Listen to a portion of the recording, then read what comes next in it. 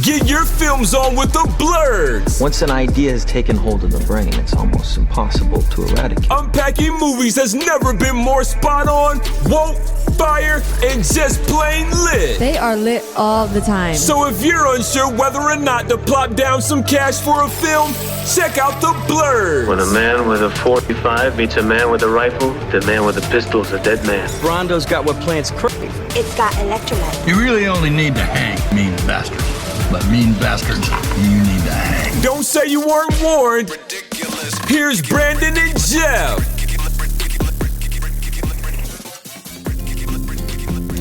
When I was just a baby, my mama told me, son, always be a good boy. Don't ever play with guns. But I shot a man in Reno just to watch him die. When I hear that whistle blowing, I hang my head and cry. All right, so that's gonna make sense later on in the show, and if it doesn't, I don't care. Welcome to the Blurs. I'm Jeff Stewart, filmmaker, creative, asshole, cinephile. I'm here with Brandon Norwood. What up? Who is rocking his RTJ4, Run the Jewels 4, people. Filmmaker, creative, writer, awesome individual, cinephile. And we're here to talk shit on movies and deconstruct them and say what we like and what we don't like. Big shout out to New Pod City. Yeah, shout out Frank Sasso hosting us, and we're doing big things. So if you don't know, now we're on Pandora, iTunes, Podbean, Google, Spotify, and Stitcher. Also, real quick, I want to say, ladies and gentlemen, I was not expecting Jeff's intro, and if I could, I would clap, but the levels would be fucked up. So shout out to Jeff for doing something I would never fucking do, Oh man, I was unless I'm trying to like woo, a nice lady. I mean, if you woo a lady with I shot a man in Reno. Yo, Johnny Cash was always doing that. Yo, man, that's a hard chick right there. That's the chick you marry right there. She's like she's feeling you after that song.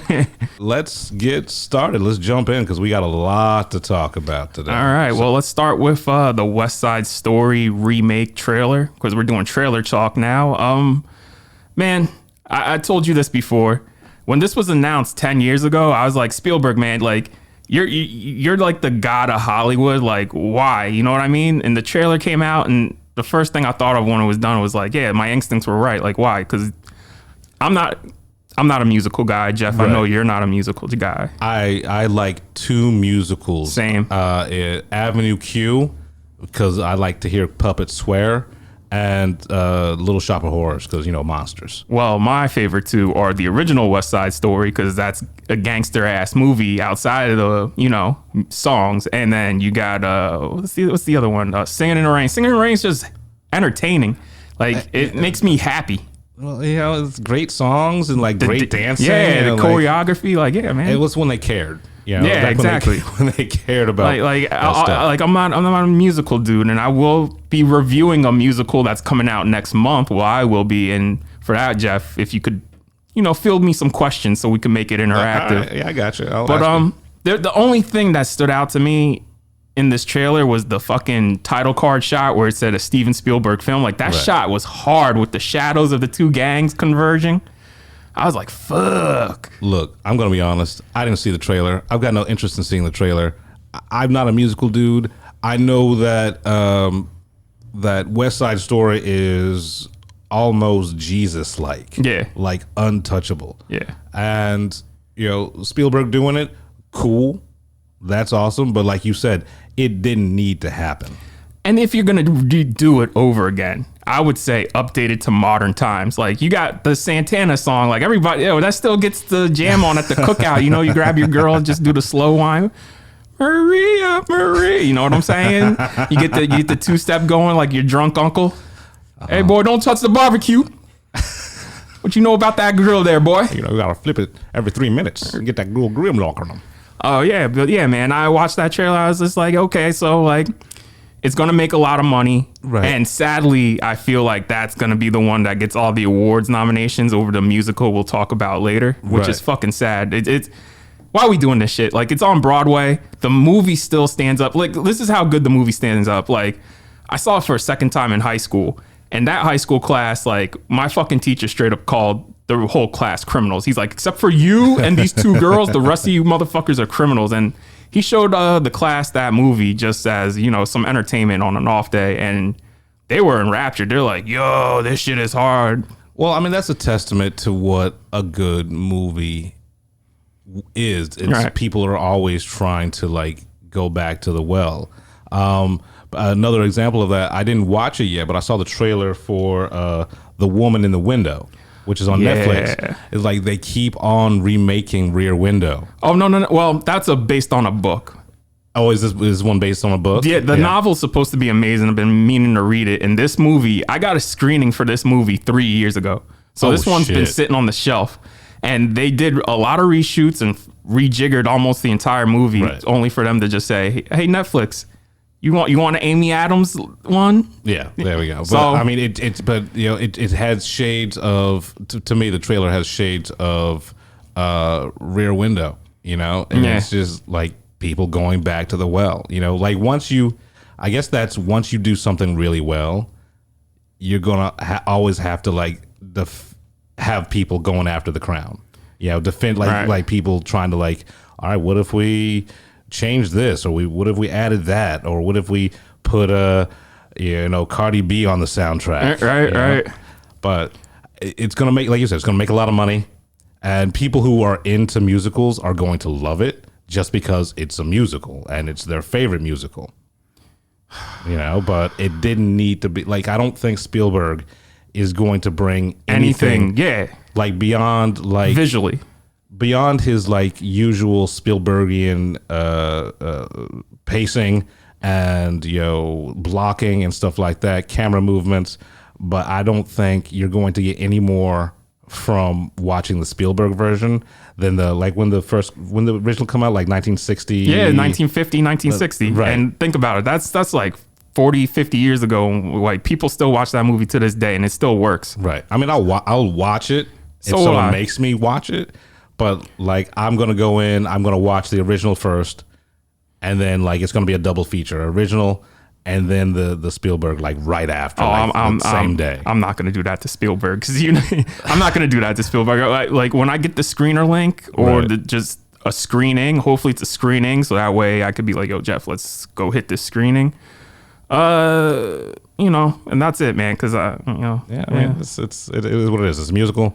Steven Spielberg, you know, Steven Spielberg does whimsy like no one else. So at least it'll be whimsical as fuck. Yeah. The problem is now they're trying to cut around Ansel Elgort, and Homeboy's the main star of it. What'd he do? Oh man, like I don't. I know. My brother told me what he did. He either beat a girl or like assaulted a girl, tried to sexually assault a girl, or something like that. But like every day there's somebody coming out. It's somebody who gets like exposed now. It's just like, goddamn, why can't you people just keep your hands to yourself, man? Stop being dicks. Yeah, man. Like goddamn. I've gone 41 years without beating the shit out of a woman or raping a woman. Same. It's not that fucking hard. Same. Like just don't. It's as simple as that. There's no class to take. Just don't.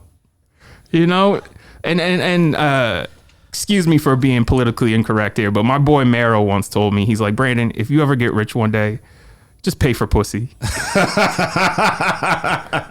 I was like, Mero, I would like to get married. He's like, nah, dog, just pay for pussy. I was like, Mero, yo, you have 3 kids and you got now 4 kids. Like, he's like, yeah, I love my wife. I'll never cheat on my wife. My wife got that good, but pay for it. Yeah, I was just like, all right, Mero. I was like, that is some life advice I will never follow.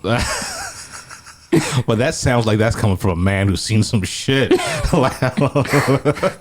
just pay for it. All right. So our next trailer, The Green Knight, this shit looks fucking insane. It looks like, the trailer is just like every A24 trailer, which looks amazing. Like I've never seen an A24 trailer where it's like, you know what, I'm going to pass up on this movie. It's got all of the right ingredients. David Lowery, man. I'm not all like beyond the ghost story. and like Ain't Them Bodies Saints. Did you fuck with Pete's Dragon? Because that shit was hard. I didn't see Pete's Dragon, man. I don't fuck with Disney. I don't fuck with Disney like that, man. Oh man, Pete's Dragon is good though. It's one of the good ones. And speaking of one of the good ones, my fucking intuition was right, because the social media embargo broke on Cruella, and everybody says like, yeah, that shit is hard. Is it? Yeah, all right, because to me it looked like the Devil Wears Prada in the Disney world, and that's what they say it is, but it has its own twist. Like they say the shit is ruthless. Really? Yeah. So I'm like, yeah, nigga. Yeah. I mean, it's PG-13. Yeah, right? it's PG-13. And like this is the first Disney movie that's been PG-13, right? In a minute. That's not Star Wars or Marvel, right? You know, I mean Disney. Just Disney. Yeah. This one they saying it was worth it. You know? Okay. I mean, I love Emma Stone, right? So I'll watch it. Right. Like, what is it? Is it dropping digitally too, or is it only in theaters? It's going to have a hybrid, so theaters, and then you got to pay the $30 on Disney Plus. And by that point, I'd just rather go pay my $10 in theaters and see it. Right. That's why because what happens one day I decide like, I need to cut corners and get rid of Disney Plus. Then those $30 movies, that's like $30 just set on fire, right? You know, so we'll be seeing Cruella. Yeah. I mean, at least I will. I mean, I'll see it. So, like I said, if it is good as everyone is saying, I will at least go in and not try to shit on it purposefully. Right. I'll keep an open mind with that. But yeah, man, the Green Knight. How did A24 get this budget to let David Lowery do this? I have no idea. That's some Chinese money right there. Listen. Because that looks like it had Lord of the Rings money. For something this weird and surreal, because this is basically a fantasy for adults. It's based off the Arthurian legend. The actual Green Knight story, yeah. And I read the Green Knight story. I've never heard of it. So somebody made a Twitter thread when the trailer dropped, and I read that Twitter thread. I was like, oh, this is just a morality story, which I'm cool with. Right. Not only is it a morality story, but it's very horny too. Like this nigga's kissing everybody. He's like, so like the queen's like, yo, you want to kiss? Yeah. Goes outside, talk to the king. Want to kiss? I was like, oh, so he's code switching. All right, good for him. You good, know, so all right. So I mean, hey, I get it, it's like Rome, ancient Rome, like Caligula. Caligula was fucking he's like Frank Booth. I'll fuck anything that moves. Everybody's fluid back in the day, man. Yeah, man. I was like, okay, all right, let's see if we keep this in the movie, because do you think this is gonna be rated R? Oh yeah, it's gotta be rated R, man. Like from the trailer should have been rated R. Like, yo, Dev Patel though, he's the homie. So he's killing it, man. So I'm gonna eat like 4 edibles and see this shit. You know what I'm saying? Because this looks like the one where this shit's gonna be crazy. I have to see this one. Totally 100%, 80% sober. Because you'll freak out. Because I'll freak out. All right, the Forever Purge. What? I didn't even hear. Like, you sent me the email yesterday, and I didn't click on the link. What the fuck is the Forever Purge? So this is the last, quote unquote, last. Is it the last Purge movie? Yeah. I know. Nothing's ever dead in horror. Is it so from the Book of Purge? I like, the thing is, these movies have gotten better as they gone on, because I thought the first one was shit. The first one, the only thing that was good about the first one was, as in most things, Ethan Hawke. Right. Yeah. And the premise was unique, but otherwise the movie fucking sucked. And then the second one got better. I still wouldn't think it's a good movie, but when we got to the third one, which That's was Grillo, right? Grillo was in 2. Grillo was in 2 and 3, right? And 3 is my favorite. You put Frank Grillo in anything, man, I'll watch it. I watched that fucking piece of shit Cosmic Sin because fucking Grillo was in it. Like Grillo and Bruce Willis. Like, come on, man, that's got to be at least a fucking action, circle jerk. It's got to be fucking awesome, and it's hard to be the worst movie I've ever seen, but they were trying real hard to be the worst movie I've ever seen. Oh, with that fucking Hulu movie, No, I like Boss Level. Okay, all right. I'm talking Cosmic Sin. Never heard of it. Oh man, I'll send you a screener for that. Okay. It is dog shit. Okay. Anyway, like you were talking about the Purge, so like Grillo was introduced in the 2nd one, and the 3rd one. You think the 3rd one's great? I mean, I don't know. I have to see this one. I mean, I like the thing is, these movies have gotten better as they gone on, because I thought the first one was shit. The second one, the only thing that was good about the first one was, as in most things, Ethan Hawke. Right. I don't hate the Purge movies. I don't think they necessarily have gotten better, but they haven't gotten worse. See, to me, I think what makes them better is their political commentary. Like, it gets stronger as the series goes on. Like, election night was like amazing, and then the first Purge, where it's dealing with like poor black people, right, during, and that's who they're targeting for the first Purge because before it became everybody, they're like, oh, let's try this test run in Staten Island. That's what the first Purge is. Let's get the Browns. Yeah. Basically, it's the Wu-Tang part of Staten Island too, not the Italian. Hey, we'll lynch you. You may a mullion if you know what I mean. Not that Staten Island, because there's two Staten Islands. There's Wu-Tang Staten Island, and then there's the one where me and Jeff walk around and we'll be hanging from a tree in 2 minutes. Not anymore. We won't be hanging from a tree anymore. We'll just be called a whole bunch of names, and maybe our car will get beat up. So this new one is taking on. I'm gonna have to ask you to do your Italian imitation more often though, because that was fantastic. That was so bad but so good. It was lovely. Can we review Once Upon a Time in America, but just you and me doing really bad Italian accents? We had to do it in Brooklyn Jewish accents because they're Brooklyn Jews. Oh, that's right. I'm thinking I don't know. I guess Goodfellas or Casino. Oh, Casino. I wasn't ready for Casino, man, when I first saw it. Yeah, it's underrated. It's like a lot of people were just mad it was Goodfellas again. But I mean, how can you be mad at Scorsese doing Goodfellas again? Right? Yeah. You know what I mean? Yeah. Like, obviously, Goodfellas is better, but I mean, like, Casino's hard, man. Yeah, I mean, like, it has iconic shots, like the glasses, the car driving reflected in the glasses. Like, I mean, I think it came out when I was 19, 20, and I just wasn't ready for it, man. But like, I watched it. I did a Scorsese sort of mini marathon, starting with Mean Streets, all the way up through The Irishman, and like Casino. It's so good and so layered. When I first saw it, I just wasn't like my mind wasn't there. See, that's Scorsese for you, because I thought Gangs of New York was okay, and then revisiting Gangs of New York, I like it much better now, but I still have problems with it. So my thing about Gangs of New York, I hated it when I first saw it. Right. Yo, man, I went up to him after Silence, and me and my brother, we were geeking out because, fucking Martin Scorsese, and Homeboy's super humble, super nice. Yeah. We said to him, like, yo, man, that opening shot reminded us of Kurosawa, like a Kurosawa movie. And you should have seen his face when we said that. He's like, the master. And I was like, fuck yeah, he's the master. Kurosawa, man, that's my lifelong dream, is to make a samurai epic in the style of Kurosawa. You can tell that there are shades of Kurosawa films running out throughout Scorsese's sort of portfolio. Right. But I mean, he's in Dreams. Like I was about to say, he's in Dreams, but if you look at the old masters, if you look at Scorsese, and even I'll say George Lucas. Oh yeah, and Francis Ford Coppola, all three of them, they worship Kurosawa. And I mean, if you're a serious filmmaker and you haven't seen a Kurosawa movie, then you're not a serious filmmaker. Right. Like, let's just say that. Homeboy has movies that I still study, like Drunken Angel, Stray Dog, one of the most gangster movies ever made, fucking The Bad Sleep Well, Throne of Blood, Kagemusha, Seventh Samurai, Yojimbo, Sanjuro. But you always got to go High and Low, Rashomon. Yeah. Oh yeah, like that's the pinnacle.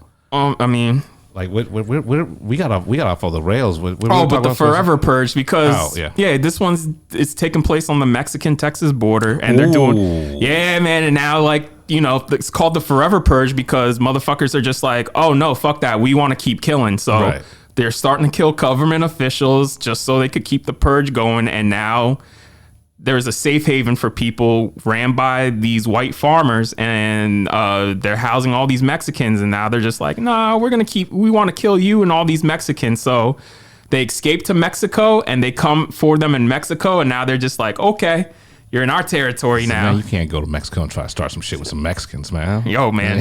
What We are learned that in doing? Sicario. You learned that the hard way in You can't- Sicario, man. Yo, Mexico ain't no joke. Well, I'm going to talk about a trailer real quick that I saw this right before we got here. Hotel Transylvania 4.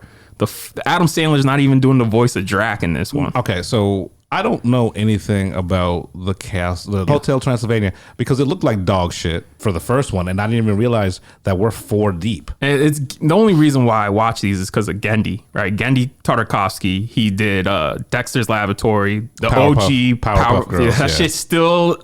Oh my god, still Samurai Jack. Yep. And if you haven't seen it and you have HBO Prime, go on HBO Prime right now and watch the whole first season of Primal. Each episode's like 10-15 minutes. Right. Violent as fuck, but like, man. Didn't he do a Star Wars series too? Yeah. Clone Wars. That's on Disney Plus now. Right, but like he did the Animated. Okay, yeah, he did the first It was first 2 two seasons. Yeah, first 2 seasons, yeah. And it's not canon anymore, but it's still canon in our hearts. Right, So, yeah, man. I don't know, man. I liked the third one, which was Summer Vacation. It like I said, it is what it is. Gendy didn't even direct this one, so like, why are we like Sony? Why are we still doing this, man? Because they keep on cashing checks, man. Wow. Because kids are the worst consumers, but the best consumers. Because quality doesn't matter. It's true. You know, kids just want the Happy Meals. They want the toys. They want their favorite. You know, that's why we have 18 of those Minion movies. And you see, this is why people suck off Disney, because Disney cares. Like, they want to make sure, like, hey, if you got to take your kid, we're gonna make sure we entertain you as well. Right, you know what I right. mean? Like, Jesus. Yeah, I mean, listen. Everybody stop complaining about Disney. If you wanna be the best, then put some effort in. I mean, you don't become the world's greatest movie studio without breaking some backs. Yeah. Without burying some bodies. Yeah. The mouse always wins, baby. Well, all right. Well, let's move on to Venom, that trailer, because we got 2 more trailers. We're gonna get another Eminem song with this one. I hope so. Venom. I hope they just do everything they did in the first movie, just amp it up to like 13, because the first movie, by no stretch of the imagination, was good. Not at all. Not high, not sober. Like, if you got into a car accident and like they were playing it while you were in your coma, like none of it. It'll put you in a coma. Right. But it was just weird enough. It was just fucking strange. And I loved it for that. I love that they just, my new saying is, if you're not going to be good, be interesting. Don't be bad and boring. Yeah. Yeah, we'll see. I'm not paying to see this shit. Oh yeah, no, this is definitely. If I don't get a screener for it, then you know what, man? Guess what? We ain't covering this shit. Yeah, I'll tell you that. I mean, this is definitely a hustle man. Street corner. I got DVD special. Yeah, yeah, man. Fuck this shit, man. This and Morbius, because they're doing a Craven movie too. Because Sony wants their own Spider-Man universe. Wait, they're doing Craven the Hunter. Yeah, look, man. What? Yeah, exactly.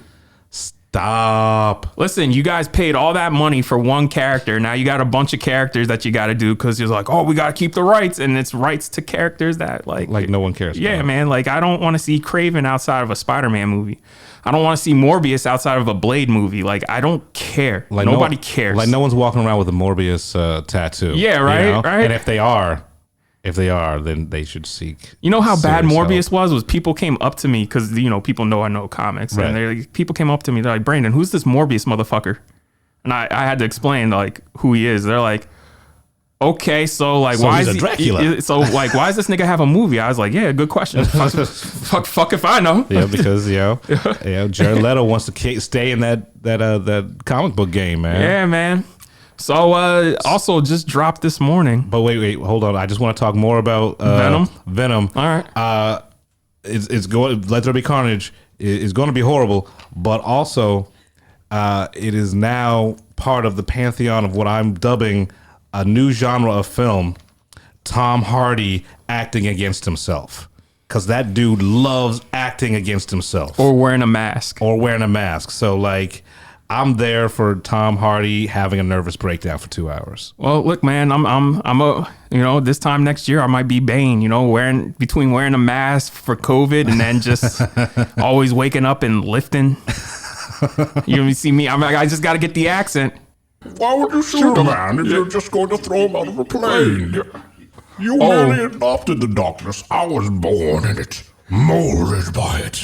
Once Gotham is ashes, then you have my permission to die. First I will kill him, then I will kill you. Do you think you're in charge? Yo, as much as people hated... Yo, he had some gangster ass lines, man. I dig the fucking voice. I dig the Bane voice, baby. Bro, and he always said the most gangster ass shit. Right. Like when I saw recently, it was like 2 years ago, they did all three of them on IMAX 70 at our favorite IMAX. And I went, saw them. It was a whole day thing. Bro, when I just... forgot how much gangster shit. Like I started laughing when he went up to the dude. Put his hand on his shoulder. No, not that. To his henchmen, when his henchmen bring Commissioner Gordon, he's like, "All right, search him, then I will kill you." And I was like, "Bro, he works for you. You're just gonna straight up say that to this dude." Wait, my favorite one is where he walks up to like the dude Ben Mendelsohn, right? Puts his hand on him, put his hand on him, not even the palm of his hand, like the back of his hand on his shoulder, like, do you feel in charge? It's just so disrespectful. And then after that, he crushed the nigga's skull, bro. Like crushed his skull, like so man. Shout out to Tom Hardy's Bane. Yeah, baby. Man, that shit. Who has the best entrance for a movie villain ever? Like. Is this your grand plan? He's like, no, crashing your plane with no survivors. Oh yeah, and then when they escape, he's like, no time for fear, Dr. Pavel. That comes later. Oh man, that nigga's screaming his head off, as they're flying through the air like 5,000 feet above ground. I'm gonna go back and just watch Rises, but just the Bane parts.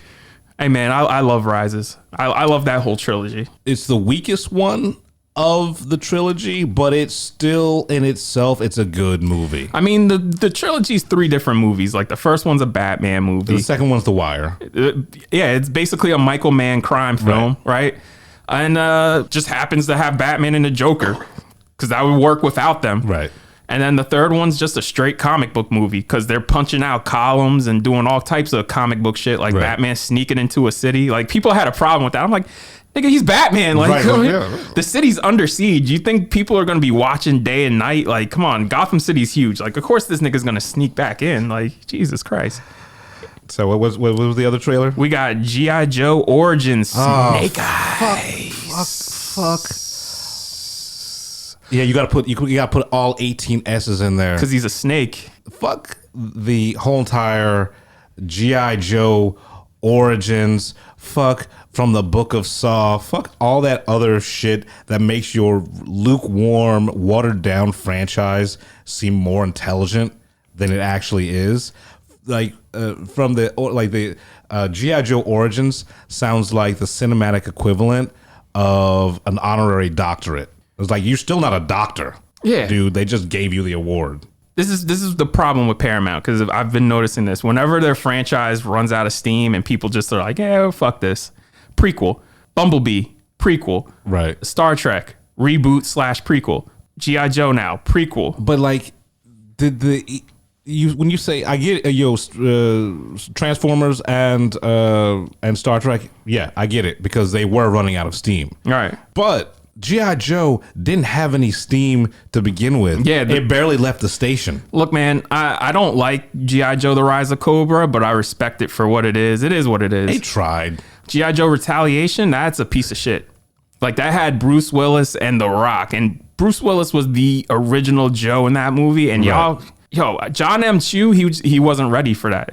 Like, the directing wasn't good, the script, like, he just wasn't ready for that, man. Yeah, so like the Snake Eyes movie, the trailer didn't impress me because I had already seen the trailer for, what was it? Yeah, I was thinking the same thing. Yeah. Shang-Chi. It was just like, it showed you more cool stuff, but like, I don't know. This was a teaser, and I'm hoping the actual movie's good, because I like Henry Golden. He's a good dude. Right? No, he's a great actor. But I mean, everyone's got to do their special effects movie, whatever like that. But it's not even. It doesn't even look like real fighting. Yeah, it looks all. It's all digital. It's all CGI. Yeah.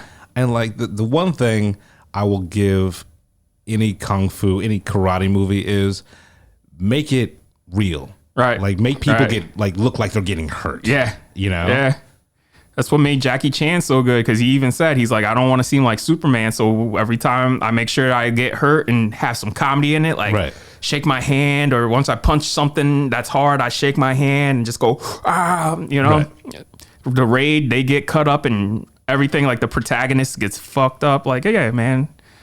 Southeast Asia knows. They know. Right, they know. You know? Yeah. So, we'll see. It's just July 30th.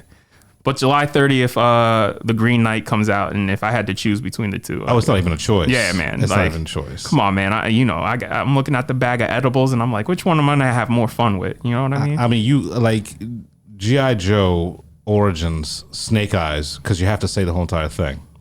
Otherwise, no one knows what you're talking about.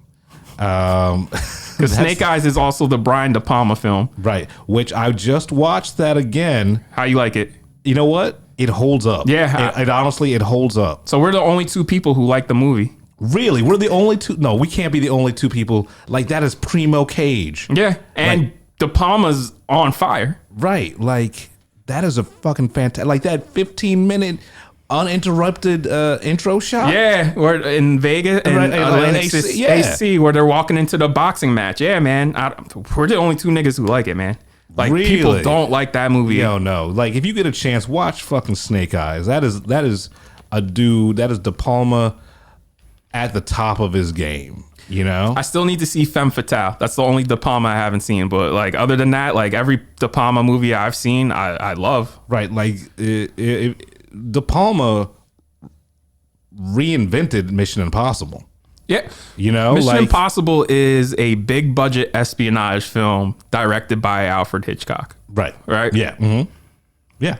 And it was, and they've always tried to go like they, just like the Fast and the Furious franchise. They know they couldn't keep that up, so they just switched to big. Like they didn't even try to stay with the espionage. Well, in the Mission Impossible movies. Well, I found out the other day that they actually did have Oliver Stone to come in and write and direct the second one.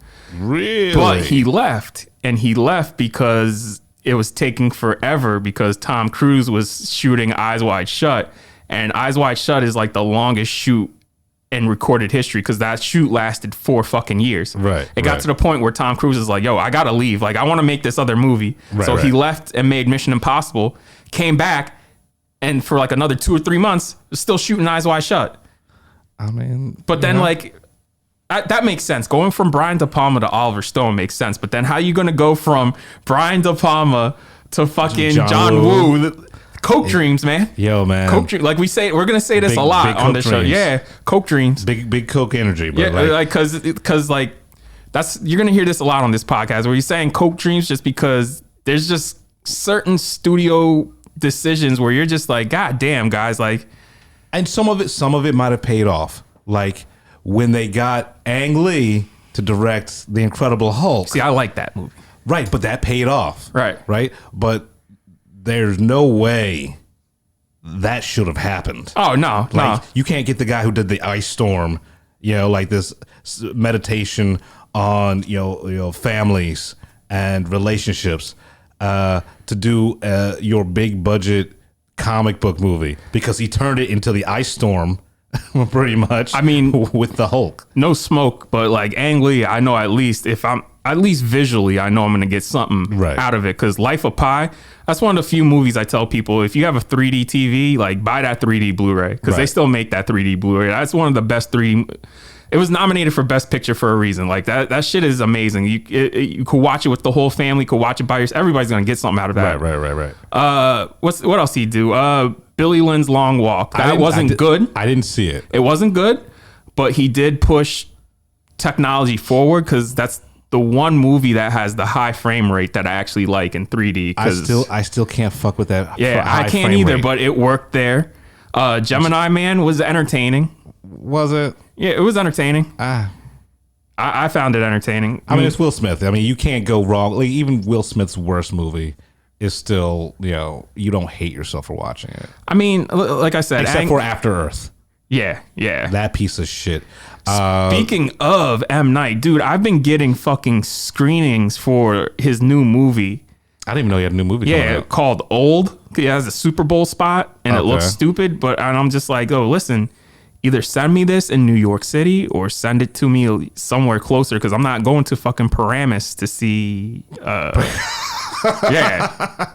It's easier to get to New York City than it is to get to fucking Paramus. And that's why they keep sending me screenings. They're like, come on, we got to pack. And I'm just like, bro. It's like, you're never gonna pack Paramus. I'm sorry. Listen, the only way you would get me to go to Paramus if it was like Black Widow or some shit like that. Right. Like, it has to be something like that. Otherwise, like, I don't, even if it was in New York, I probably wouldn't see Old, just because, like, M. Night, his goodwill's done with me. Like, after Glass, like, you're dead to me.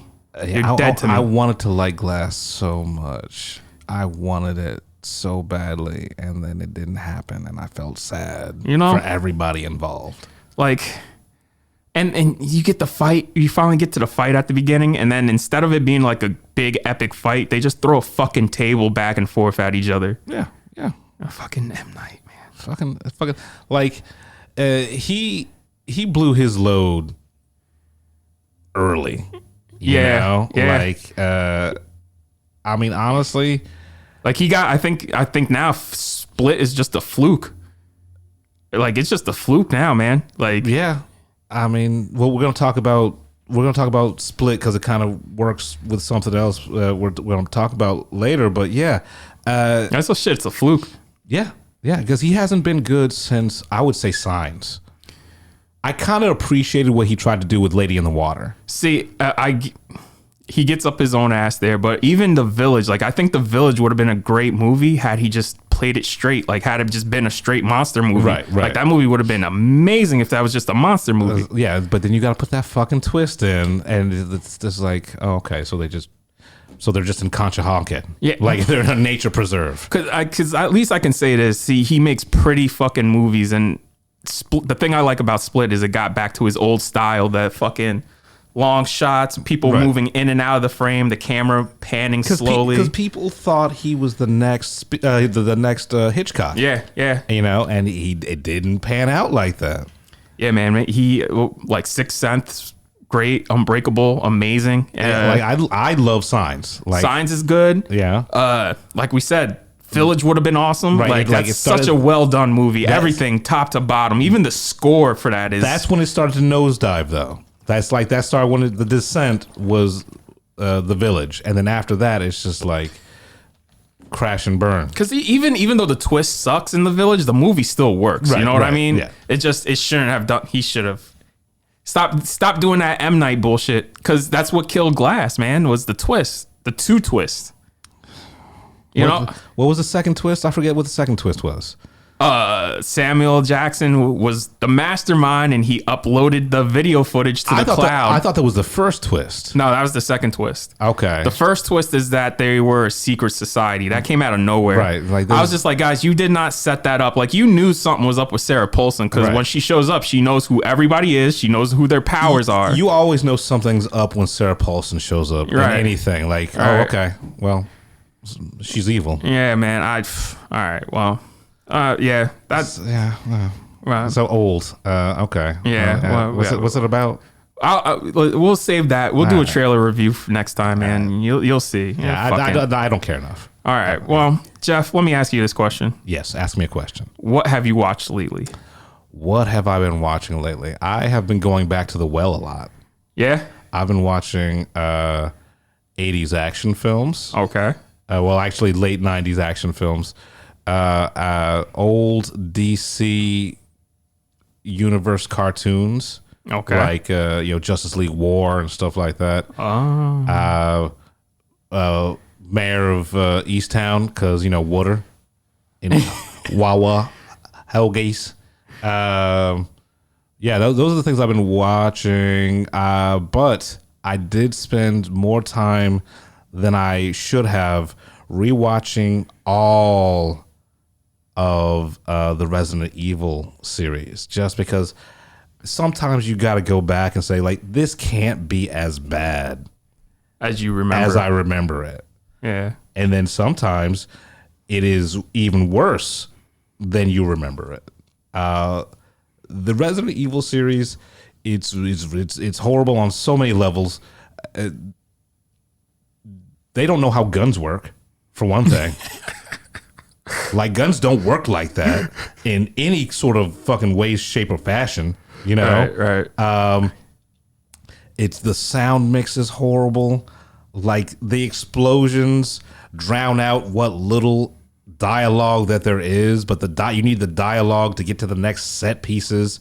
That same droning score from fucking Tom and Andy or whatever they're the composers. Right.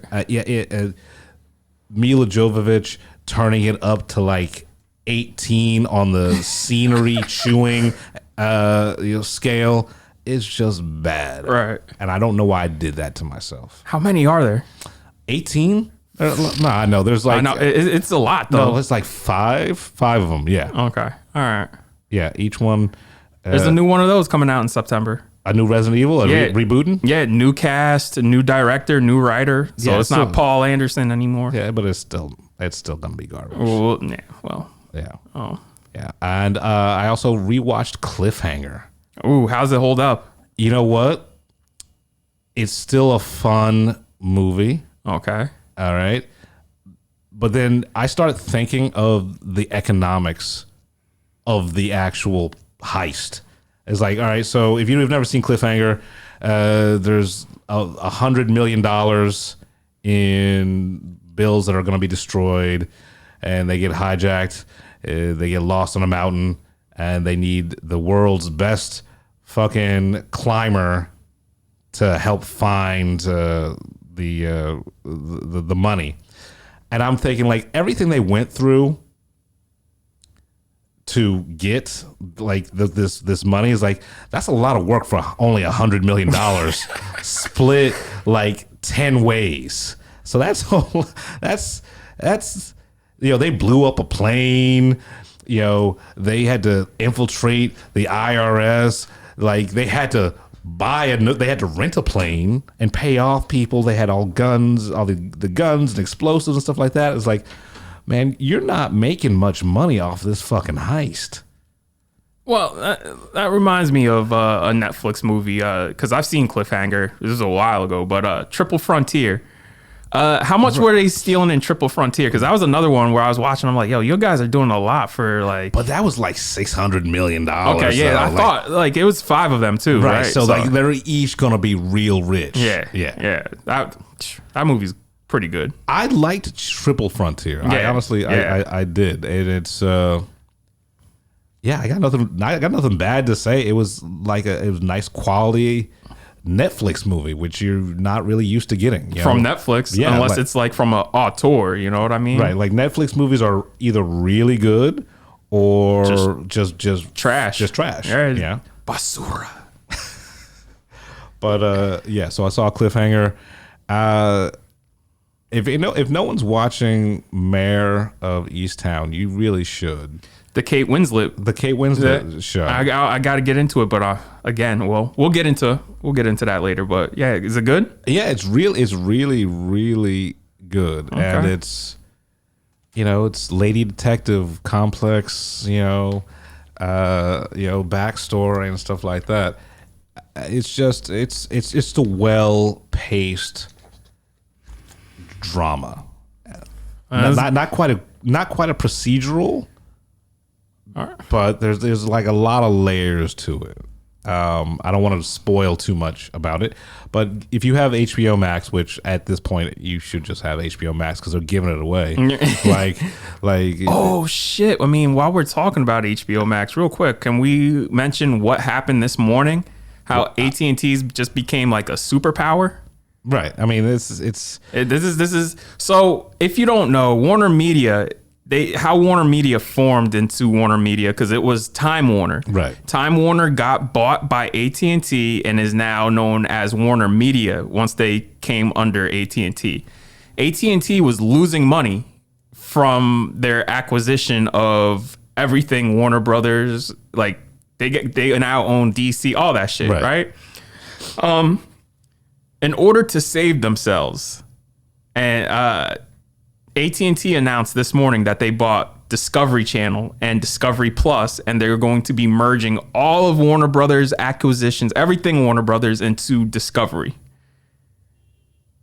I mean, but like, how many properties does Discovery have? Yeah, that's what I'm saying. Like, I don't think does anybody really watch the Discovery Channel like that? Yeah, I mean, there's got to be like a ton of offshoots, but like even that portfolio doesn't really seem like it's a money maker, right? Because I'm trying to find the article now, and I'm just like, dude, I don't remember. Like, they said like it was a whole thing. Yeah, it like here, I'll read a quote from the New York Times.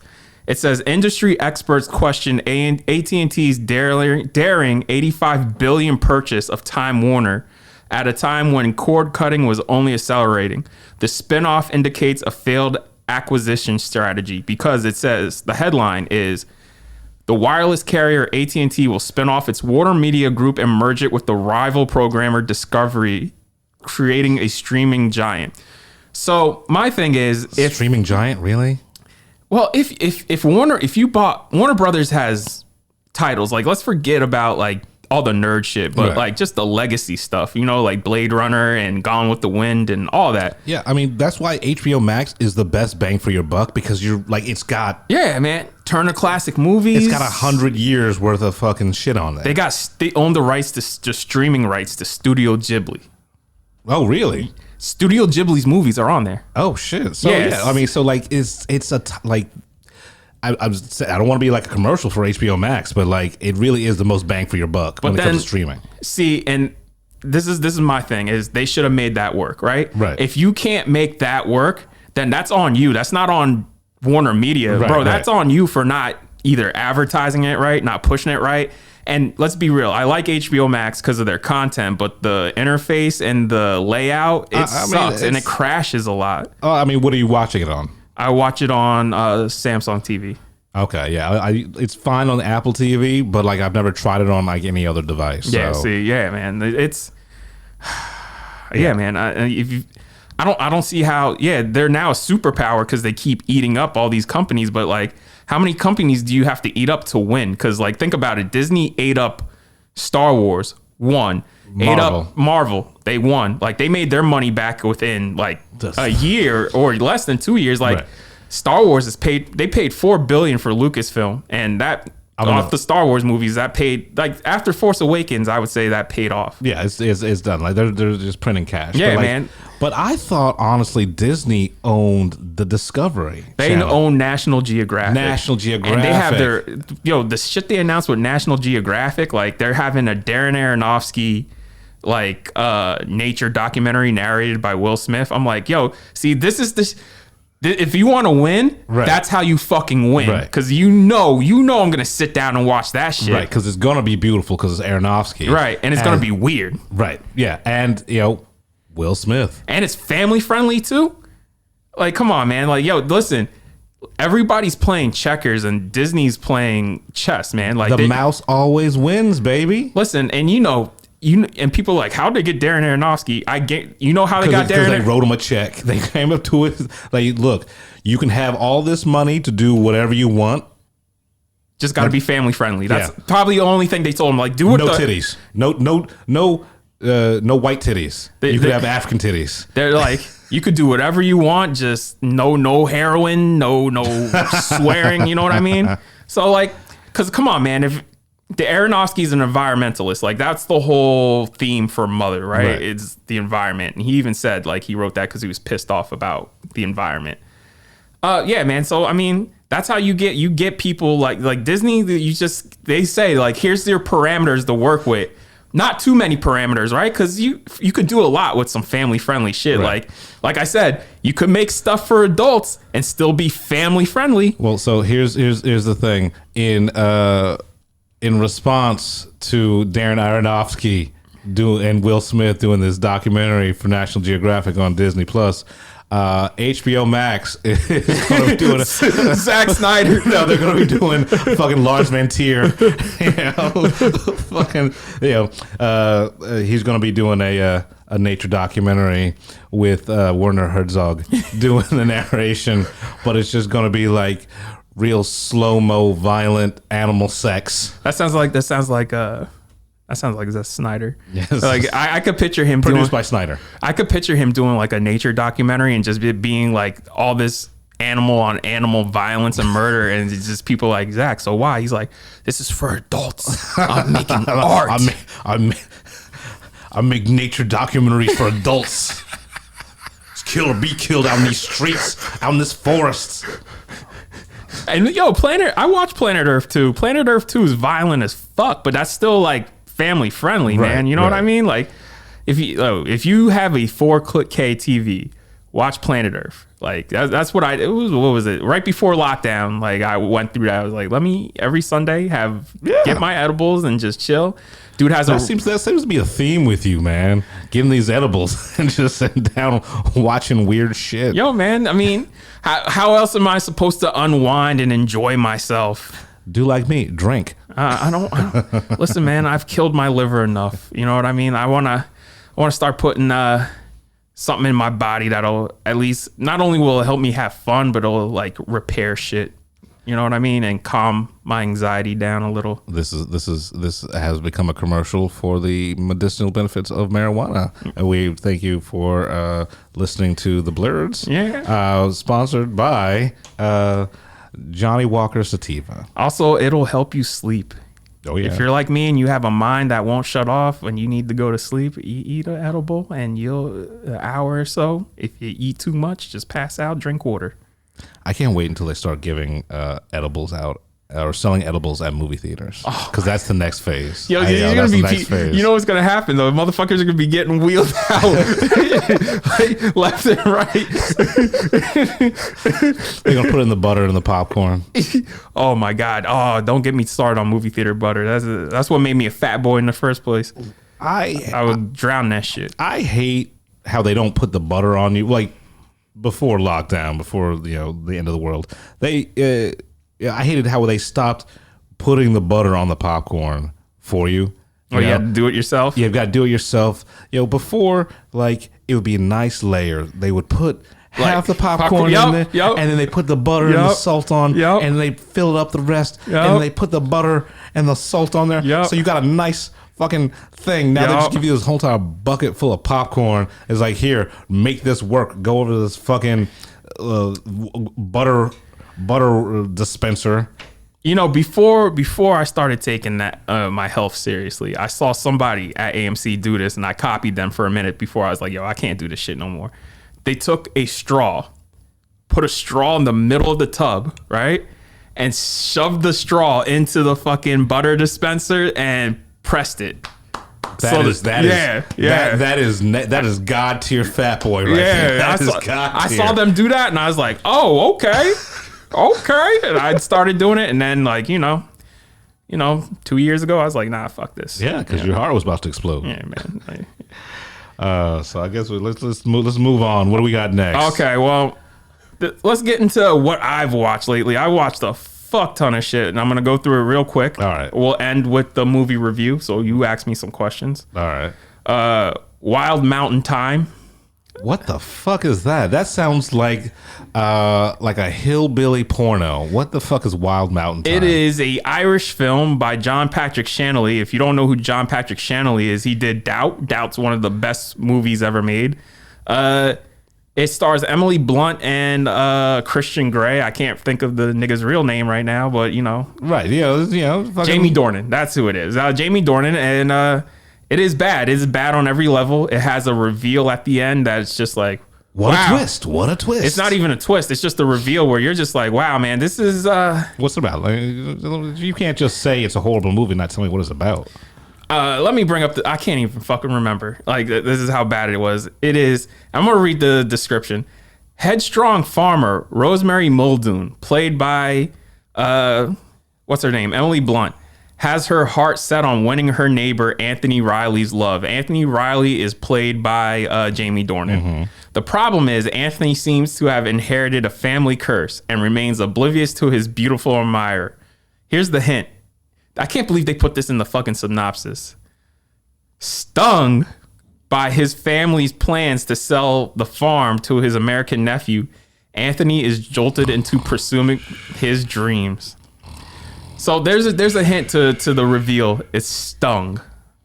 I'm sorry, what? That sounded like the most boring movie. So it's Irish people in love. Yeah, listen, Irish so it's for farmers only, but in Ireland. But so it's for potato farmers only. And you're thinking, oh, Jamie Dornan must be gay because like,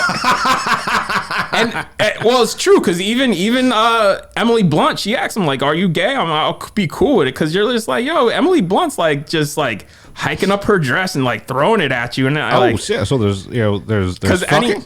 No, but I mean, that's how she's throwing it at him, and like, I mean. Any man in the world, like Emily Blunt, shit. But like, yeah, he's just like, the reveal is he's like, I don't feel like myself. And she's like, oh, what is it? Like, what is it? He's like, I think I'm a bee. I always felt that I'm like a bee. Fuck you. So no. Like, fuck you. Fuck them. Fuck Jamie Dornan for taking the role. Fuck Emily Blunt because you don't need to work that hard, baby girl. Like, you're talented enough and you got enough money. You got that fucking that money from A Quiet Place, baby. She's part of one half of a power couple. Her and John Krasinski, you know, they're a power couple. No, man, Jim. That dude's always gonna be Jim to me. I mean, listen, he moved, like, I respect him now just because, like, my man's... He's killing it. Yeah, good man. for him. Yeah, so... Good for him. But, like, that movie sounds absolutely... It's insane. Horrible. It's insane. Is it at least weird? Is it like weird like the Greasy Strangler weird? No, it's just bad. Like, even... Let me say this. Jamie Dornan's dad is played by Christopher Walken, and he's doing a fucking wild, and I mean... wild Irish accent to the point where I was sitting there like, what the see now I gotta watch for Walken, baby. No, I gotta watch for Walken. He doesn't have that much time left on this earth. I gotta get all the Walken in. All right, on Hulu. So all right, let's move on from that. I got a screener Thursday night and I should have been sleeping, but my dumb ass wanted to see this movie badly because I was gonna pay to see this, and I'm glad I didn't. Okay. Profile. I've never heard of that. It's like Searching, where it takes place entirely on a computer, and it's about the British journalists infiltrating, and becoming a lover and all this. It's from the director of Wanted and Night Watch, Tiamir Very Russian name. Russian name. Speaking of him, I rewatched Dying Light or whatever it was, the movie he produced in Russia where fucking electricity was killing people. Oh, The Darkest Night. The Darkest Night. Right. That could have been a much better movie. Well, yeah. This could have been a much better movie. It's poorly paced. It's like an hour and 50 minutes. Don't need to be. Could have been an hour and a half. Right. The ending's so abrupt, man. I got to the end. I'm like, wait, that's it? Like, you just gonna throw some title cards and that's it? Like, fuck. Like, ladies and gentlemen, just are you upset because there was no closure, or you were upset just because the ending was bad? It was just it was so abrupt. Like, we built up to this. I want to see like the consequences from this, and instead it's just like, oh, here's some title cards real quick. I started laughing though, and I shouldn't have been laughing because the lady gets a fatwa on her, and when I saw fatwa, I just kept thinking of Curb Your Enthusiasm. It's a fatwa. If you don't know what a fatwa is like a ISIS it's assassination. Right. It's pretty much it's order kill from ISIS. Not just ISIS, like just in the Middle Eastern, like in order the kill, like in the the Muslim religion or the Islamic religion, like fatwa is just sort of like you're marked for death. You're greenlit. Yeah. God damn it, man! That trailer was so good, and I watched that movie. I was like, man, everybody just stick with Searching. Fuck that movie. The last movie I'm going to talk about before we move on. Well, before we get to the review. Right. Netflix got a movie from Lord and Miller because Sony sold it to Netflix, and they shouldn't have, because this movie's amazing. It's an animated film called The Mitchells versus the Machines. Yo, so that keeps on showing up in my feed. Nigga, watch it. Is it good? Yes. Yo, all right. Yo, between this and Spider-Verse, I'm like, let them do whatever the fuck they want, because like they keep reinventing animation. Like the animation in this is dynamic. Wait, so it's Spider-Verse level good? Yes. Because you know how I feel about Spider-Verse. I mean, Spider-Verse is better, but like Right. this is still like top tier shit. Like it is amazing. Like it's one where I watched with my brother after we went to the press screening. Right. And we sat there, we're like, fuck, man, Sony should have held on to this and put it in a theater. Like they should have just held. This is one you hold on to. Right. Like you don't put this to Netflix. Like fuck, yo, man. God damn it. Hey, well, but hey, at least it gets more eyes on it through Netflix. It's so good though. So good. Really, what's like? Give me the elevator pitch. So basically, father and daughter drift away. She's gonna go to college. The father wants to desperately reconnect and takes the family on a road trip. And as they're on their road trip, machines attack because they go sentient because the AI was mistreated by a Silicon Valley frat bro. I love this already. Like it's insane. It's insane, and it's so much fun. Like I said, the animation is dynamic. Abby Jacobson is the teenage girl going off to college, and Danny McBride is the dad. Oh. So enough said, right? Okay. All right. Yeah. This movie. Remember, I showed you that. I sent you that on Instagram. I sent you that video of.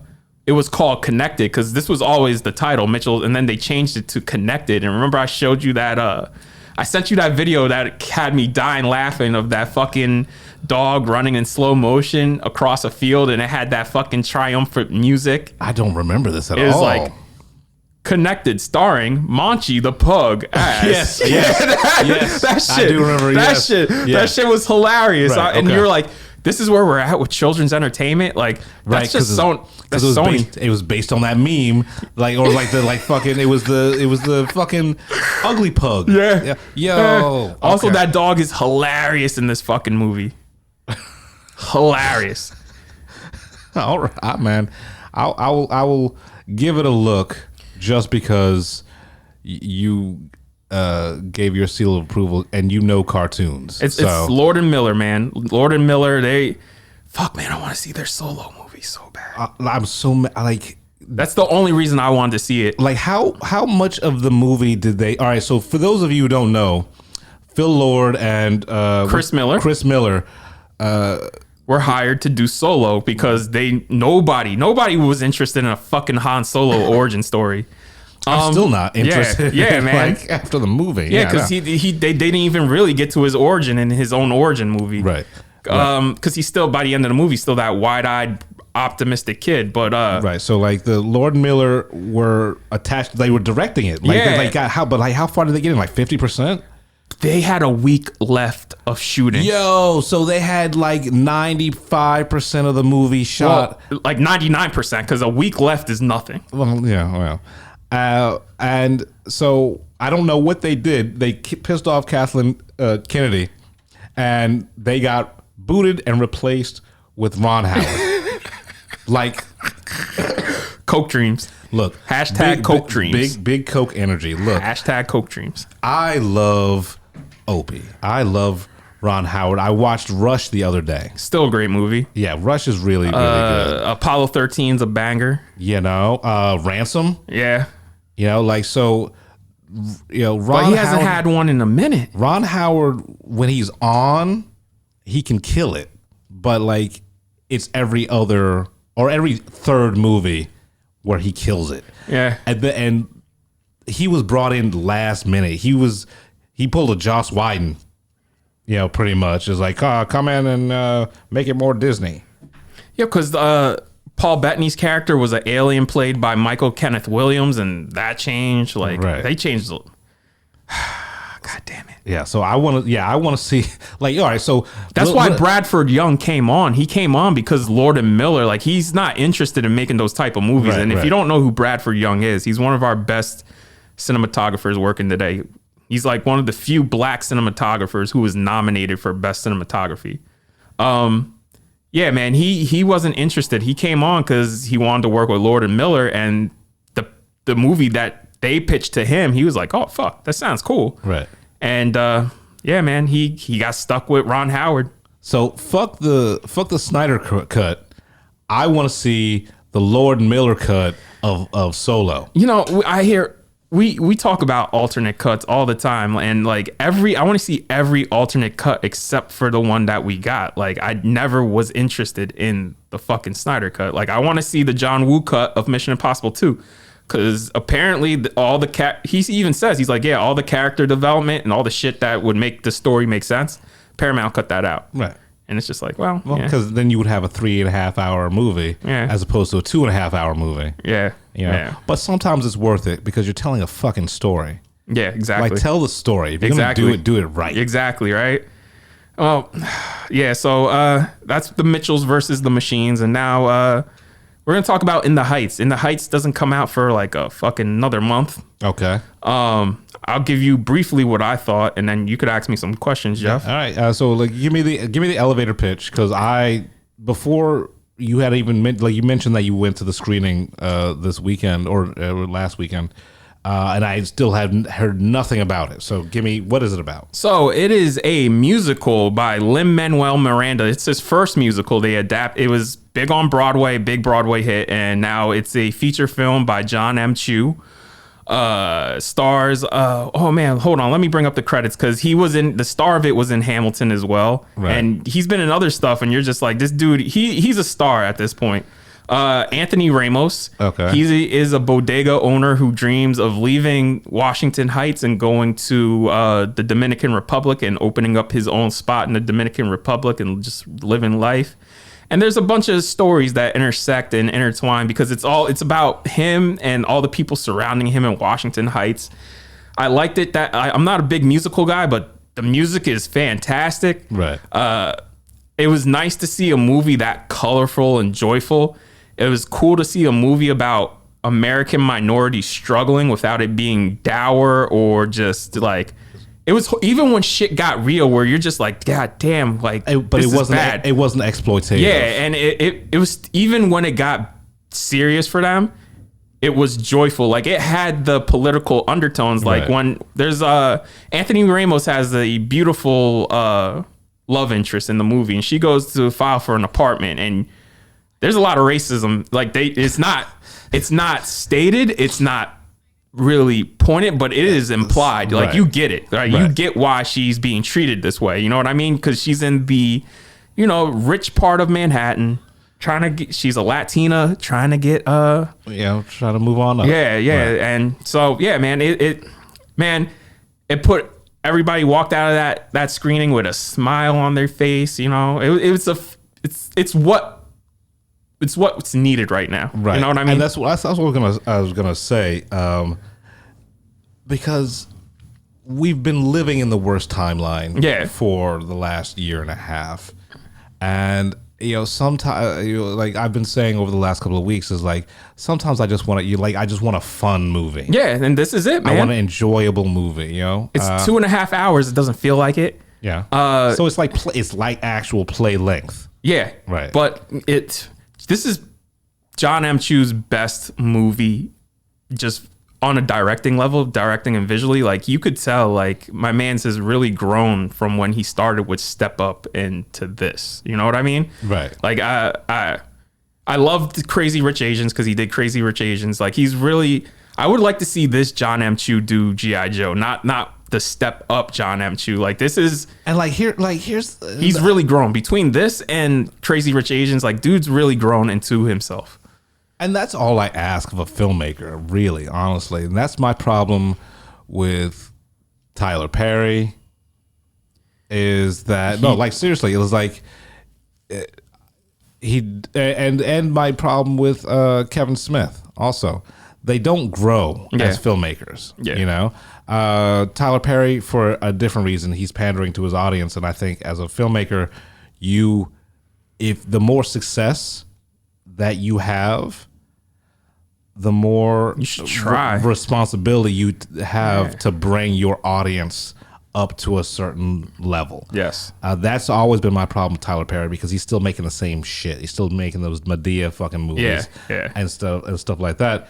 And I can't begrudge him. Yo, make your money, baby. But the thing like, is like he's talented. He could act like Gone Girl. He proved like Homeboy proved like, yo, he has the juice, and I don't understand why he doesn't do shit like that more. Yeah. So like that's my problem with Tyler Perry is like you need with your platform, with your money, you need to bring your audience up to a certain level with you. You know, challenge them. Right.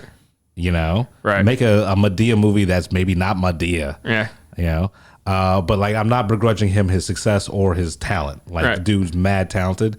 I just think he needs to do better for his audience. You know. Yeah. Kevin Smith, on the other hand, he's just made the same movie over and over and over again. I think Homeboy's just afraid. You know what I mean? Because he's just been shitted on so much. Like. Everybody's been telling him like, yo, you should be directing a Flash movie. You should be directing Green Hornet. And he does it. He says he's just like, I don't want to try just because he's like, I don't think people would like it. But you know what? Fucking do it, man. Yeah, man. Like if we fail, it's life or death. Right. You know, if he fails, he still got that Clerks money. Right. You know, like he ain't starving. He's doing like how many podcasts? Doing the podcast. He's got the new He-Man TV show on Netflix. He has his own weed strain that he makes money off of. He has the comic book shop, Jay and Silent Bob's Secret Stash. Like he has other shit that he can live off of. Right. So like if I was in his position, I would say, fuck it. Let me try to do something. Right. You know, like, cause he got in the game because he was a fan of Spielberg, because he was a fan of Coppola and Lee and stuff like that. He got in the game like we all got in the game because you want to tell stories and you want to be like the best. Right. You know, you want to be considered with like you want your name to ring out with some of the masters. Right. And anyone who tells you differently is fucking lying to you. Yeah. Yeah. And he has this opportunity. You know, he's had this opportunity now where he's made a success.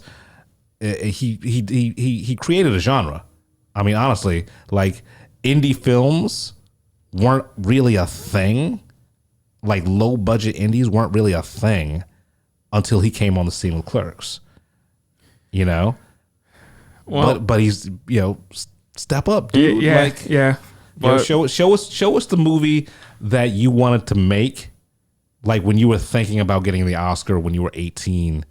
You know, in your parents' bedroom. And the thing is like to make a good movie, you just have to hire the right team. Like, do your research, look at people's work, hire them, and make the best thing possible. That's literally it. And maybe he needs to stop writing his own stuff. That too, yeah. You know, yeah. I mean, Red State proved that he can do action. Like that shootout at the end is a good shootout. Like I don't understand why he doesn't try. And like, even though I hated Tusk, right? It's interesting. Okay. It's weird. Choices I wouldn't make at all. And it's like 5 different movies at once. But at least he tried to do something fucking interesting. And like I said, you know, don't be bad and boring. Yeah. You know, be bad and interesting.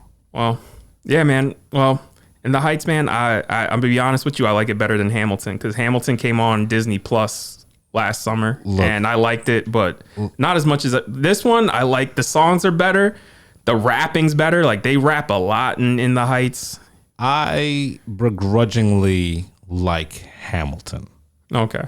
Like, I'm not gonna go around singing the songs. Right. Don't ask me about shit about Hamilton, but I know I enjoyed it. But it just seemed that everybody liked it so much that I went into it just with this preconceived, like, I'm gonna fucking hate this shit. I didn't, man. I didn't. Yeah. I listened to the album before I saw the musical, but like In the Heights, I feel like if I had to listen to one of the two, it's In the Heights, man. In the Heights is just more entertaining. So when is this dropping? June 11th in theaters and on HBO Max. I understand why John M. Chu and Lin-Manuel are pissed because my brother turned to me afterwards. He's like, "This was made for theaters." He's like, "This sucks." I was like, "Yeah, man," because it plays with an audience. just the canvas, the way it looks is made for a theater. Just the songs, it sucks. Like, that's all I can say. Like, I understand why they're pissed, but like, it is what it is. And here's my thing. It's great for the releases on HBO Max and all these other streaming services. They're great for the audience. Yeah. Not great for the filmmakers who were promised. Right, not great for the filmmakers, but like also, you're not making any more. Like, the studios aren't making any more money. Yeah. You know, like, we're going to talk about box office of a movie we saw this weekend, and like, no movie that you put out in theaters now is going to make any money. So why don't you just fucking hold off on it? Godzilla versus Kong did, but like, it didn't make money.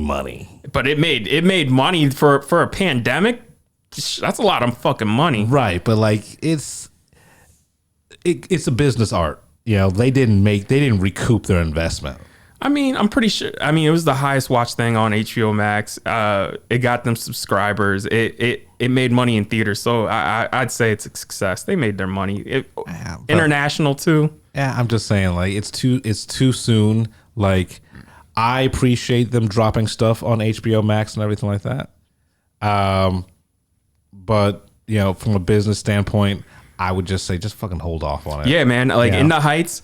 Had this been normal times and it's coming out in the middle of summer, you know how much money this fucking movie would have made? Oh, you would have people out out in the parking lots singing the songs, putting on their own like renditions, waiting for their third screening. Yeah, man. Like, they fucked up. Like, this is one where I would just been like, yo, once the pandemic's over, that's when we're gonna drop this. This shit is 2025 when the pandemic's over. You know, or even next year or 2023. I don't know, man. Yeah, but that's In the Heights. I watch it when it drops. Yeah, so it's one to watch. It's entertaining. Yeah, so HBO Max. It's gonna piss me off that this is going to get ignored during award season. But then West Side Story is going to be the musical that racks it up. I don't know. It might get nominated now that the Hollywood Foreign Press Association is getting all sorts of flack. You know, like, but so even the Oscars, man, I don't think they're gonna pick In the Heights over West Side Story because it's Spielberg doing a classic musical. Yeah, but like, strictly from a politics and optics point of view, I think In the Heights does have a chance. I hope so. I fucking hope so, man.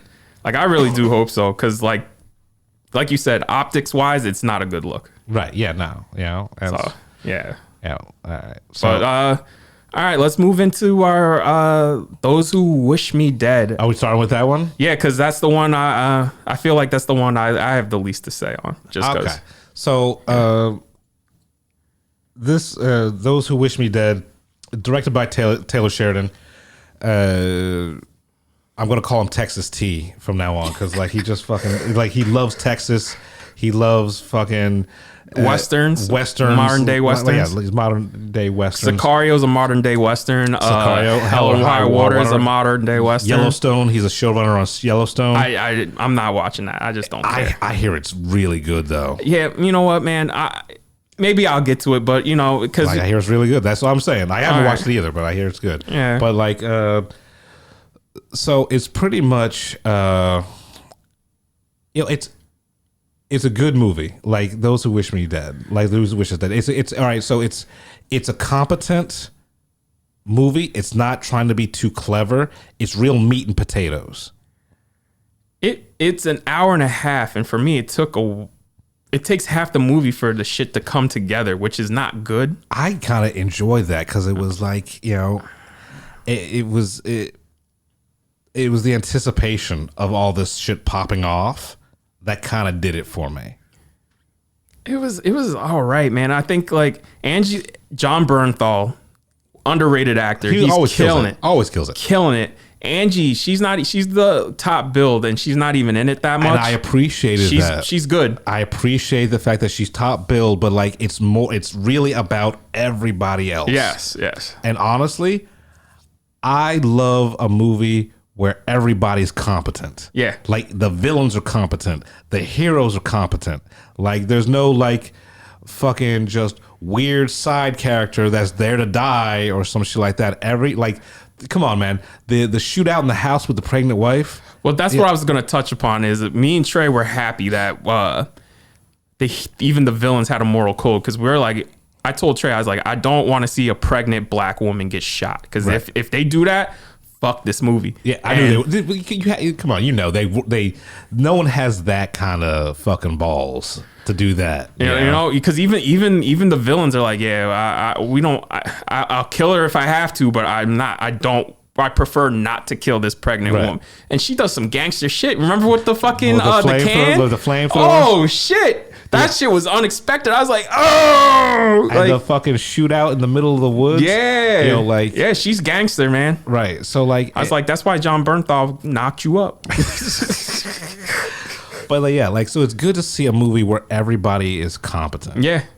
And it may have been slow to begin with, but I kind of enjoyed seeing the characters. I mean, it was all right, man. It was sloppy in parts, the writing. Yeah. I mean, I'll give you that, but also the CG fire throughout the movie. I didn't mind the CG fire, man. It looked like it needed a few more dollars. Man, you really didn't want to like this movie. No, I did, man. I was looking forward to this shit, man. For what it was worth, if I had seen this on a Sunday as a matinee in theaters, if I paid $10 to see it, I wouldn't hate myself for it. See, I'm glad I got to see this on HBO Max, because if I paid to see this in a theater, I'm just glad that Angie wasn't doing blackface, and that, the child actor wasn't horrible. Yeah, he was good. Everybody, the acting is good throughout this whole entire fucking thing. Yeah. Well, I mean, I understand why she took the role, because it's something different from her. Right. But then she also gets to, protect the child, because that's where her heart is now, is children. Right, right. And I love the fact that, in a lot of these movies, the hero can do everything.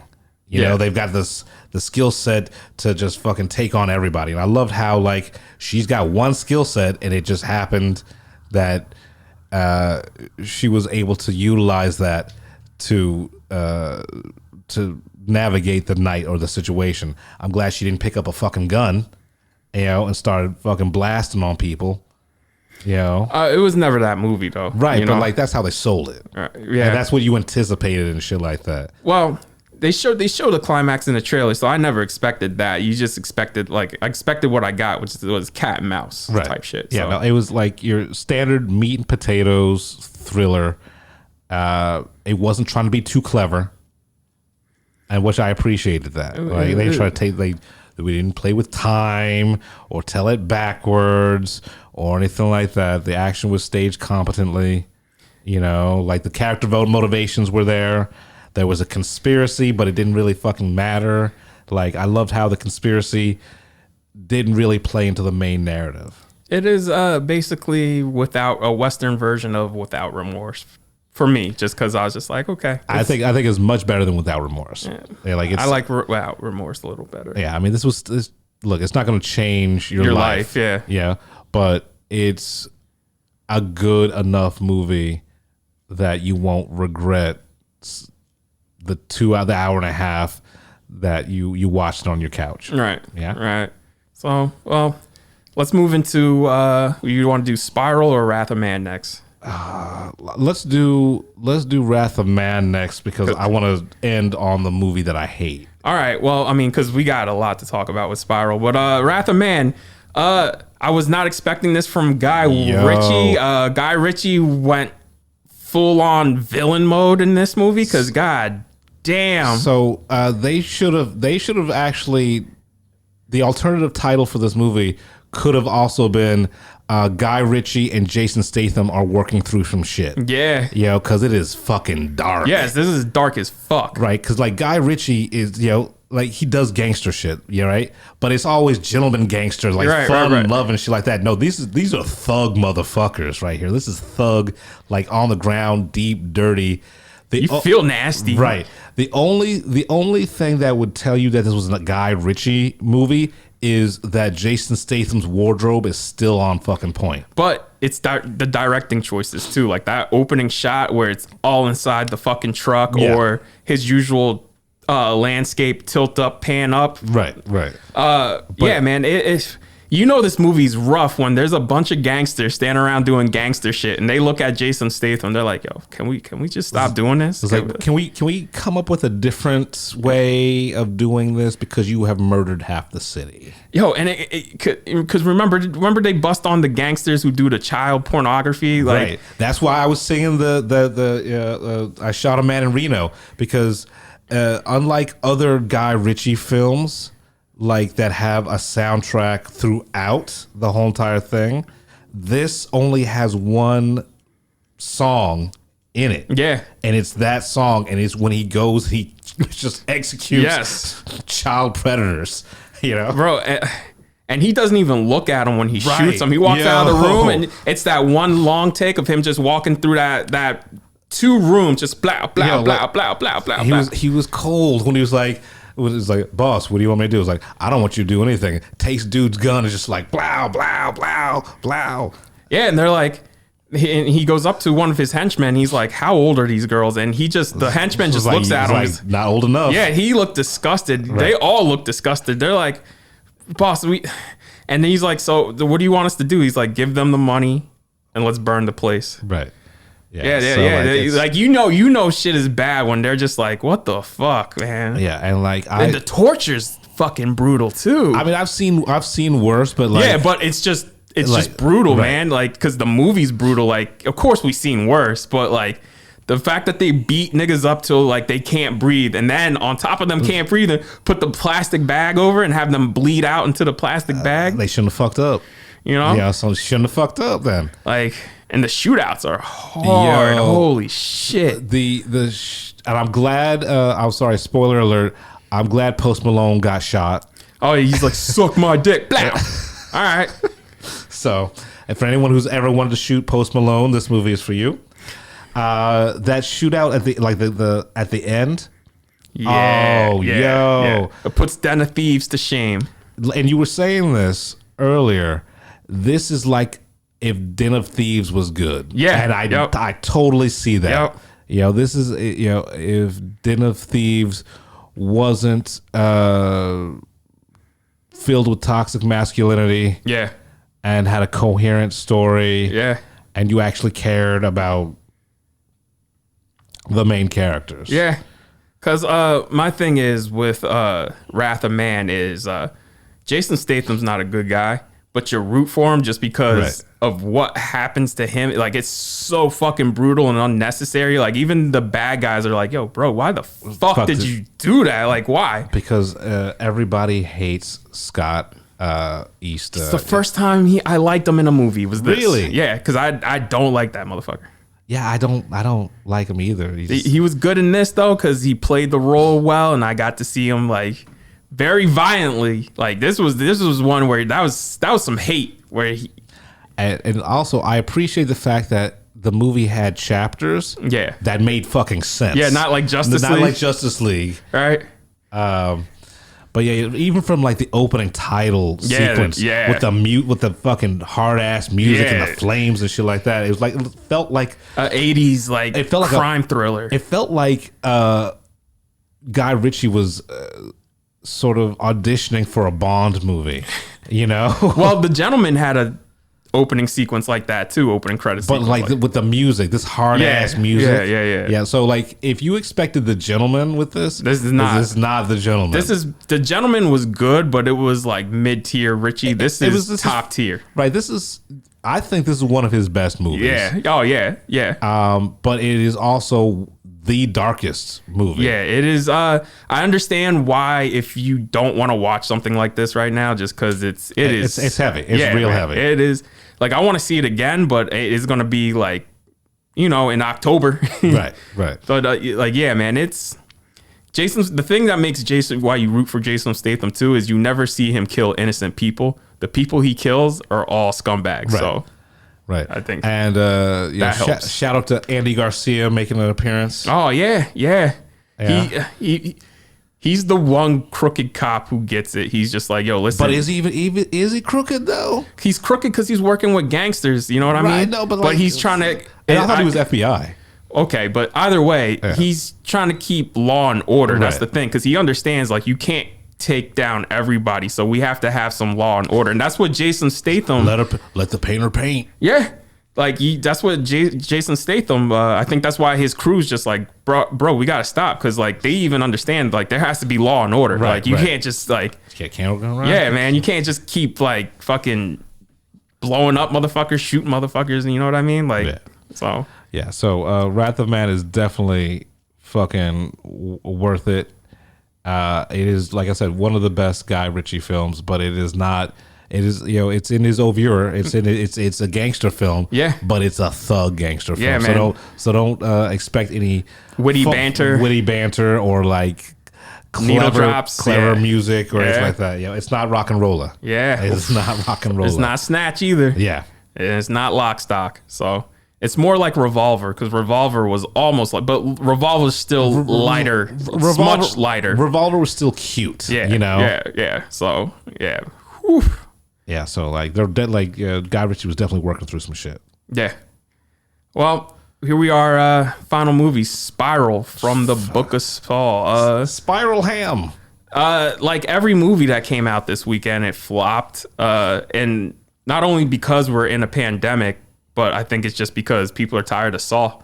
Saw's just done, dude.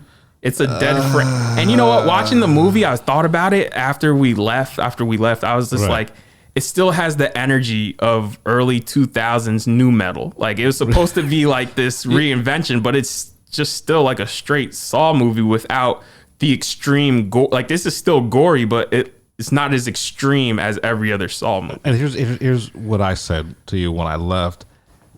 I would have enjoyed the movie so much better if I didn't know it was a Saw film. Yeah. Until the very end. Yeah. That they pulled the Split. Right. Because Split pulled the greatest magic trick of all time. Right. It made me care.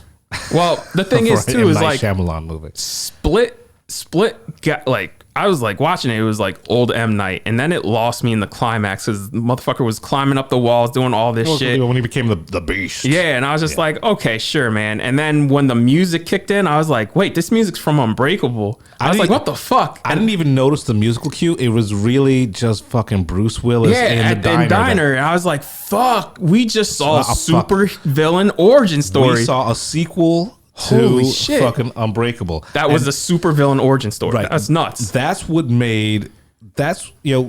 Split was a good movie. Yeah, it was a good movie, but it wasn't a great movie. But until that reveal, then it became a great movie. Because then you go back and watch it, and you're just like, fuck, this is a supervillain origin story. Right. If they had done that with Spiral, like if they had not mentioned. What's the dude's name? Who's John Saw? Jigsaw. Jigsaw. The Jigsaw if they killer. hadn't mentioned Jigsaw throughout the whole entire fucking thing. Yeah. Until the very end. I would have enjoyed the movie so much more. Like I wish. I kept on thinking about this. So this dude Jigsaw has so many disciples. But like he never, like none of them ever think outside the fucking box. None of them ever think to like, all right, let's do something a little different, but carry on his mission. But maybe we should do it a different way. And also, how many of these motherfuckers have engineering degrees? Like they can design this shit. It's the problem of putting out a movie every year. Because like I was never a big Saw fan. The first one was. For what it was cool. It gave us James Wan. That's all I can be thankful about. It was a watered down 7. So like Saw 2 made me physically ill. That was the only movie in this franchise where I was just I yacked up everything in my guts because that movie's just gross. And the only ones I can say I enjoyed are 3 and 4 because I've seen every Saw movie in theaters just because my friends and it was something to do on a Friday night. And I remember I was living in Harlem at the time, and my friends went to see it that opening night. I went that Saturday. So Saturday afternoon, we all got on a video call, and they're like, so yeah, Brandon, we see what you're talking about for all these years. Like, we're fucking done with this, because Saw 5, that was one where nobody liked that shit. And Saw 5 basically killed the franchise, because 6 came out and just made no money. I've seen and all of them. 7 made no money. I've seen all of them, and I can't tell you a damn thing about any of them except for one, because the timeline is all fucked up. Jumped. It jumped. Like, some movies take place at the same fucking time. Like, I think Saw 5 and 6 take place at the same time. Some shit like that.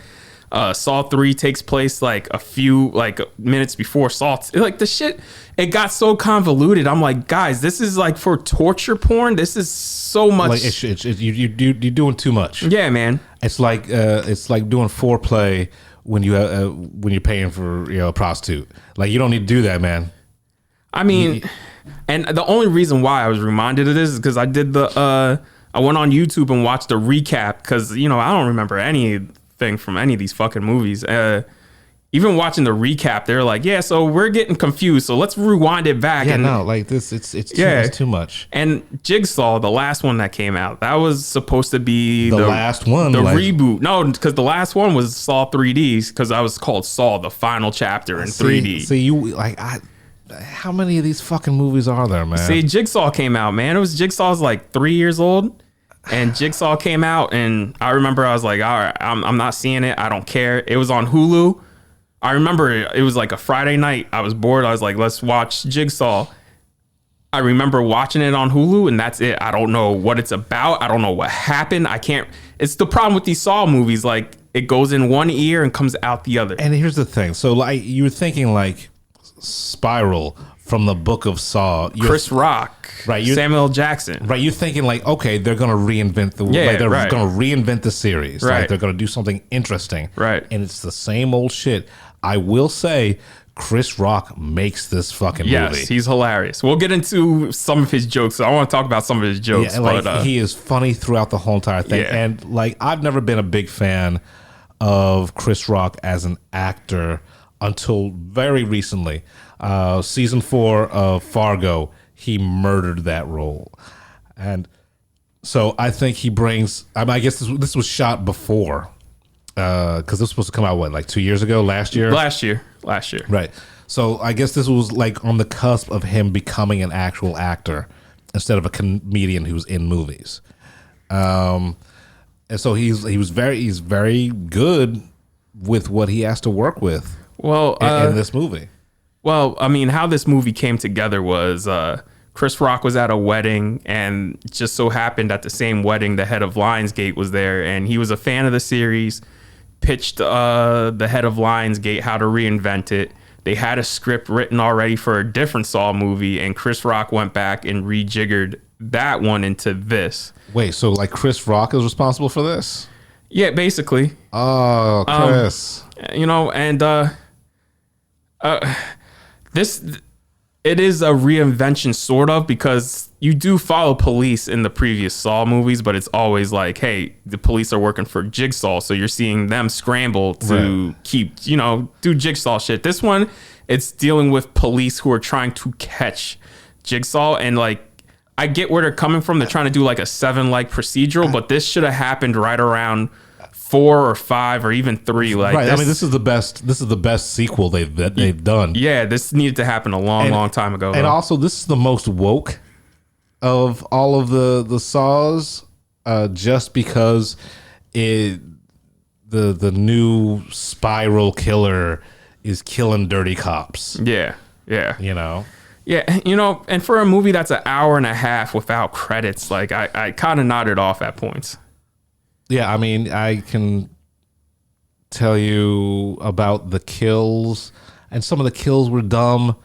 Like the whole entire, I hate the whole entire time skipping shit. I'm sick of it. I'm sick of it. They still had the hallmarks of the flashbacks, because every Saw movie has flashbacks. This has flashbacks, but like, I mean, man, I just think people are tired of Saw. Like, me and you, we're tired of Saw. There's nothing. I was never a big fan of just straight up gore for gore's sake, and that's what Saw is. It's just, I mean, you would watch it just to watch it, just to say you watched it. It hasn't been good since number one. I'm sorry.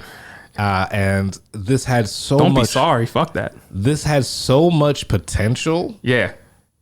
Squandered. It's just and the fact that literally Samuel Jackson had less screen time than Darth Maul.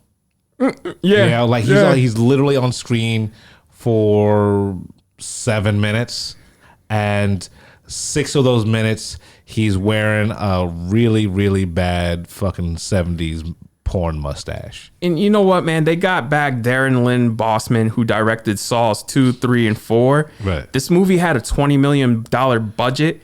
Why the fuck does it still look like it was shot in somebody's attic? You know what I mean? Because it was probably shot in Canada. Like, it looks cheap, man. Like, that's my problem with this franchise is, like, the first one, it looks cheap because they had no money. Right. But then as this franchise went on and kept making more and more money, they kept giving it, like, more and more money. And I'm like, guys, who's the production designer? Who's the set designer? Like, who's the costume designer? Like, where the fuck is, like, the money going to? Because this looks cheap, man. The money is going to marketing, and the money is going to, like, whatever headline star they can say they got for it. Like, this had a $20 million budget. Yeah. I swear to God, $10 million went to Samuel L. and Chris Rock. Okay. So they got $5 million a piece for this? I would, like, they had to. Because, like, dude, you watch this, and I'm just like, dude, it has that speed ramping shit. Right, like the quick cuts and shit like that. And, like, the close-ups are, like, janky, as they always are in Saw movies. I'm just like, dude.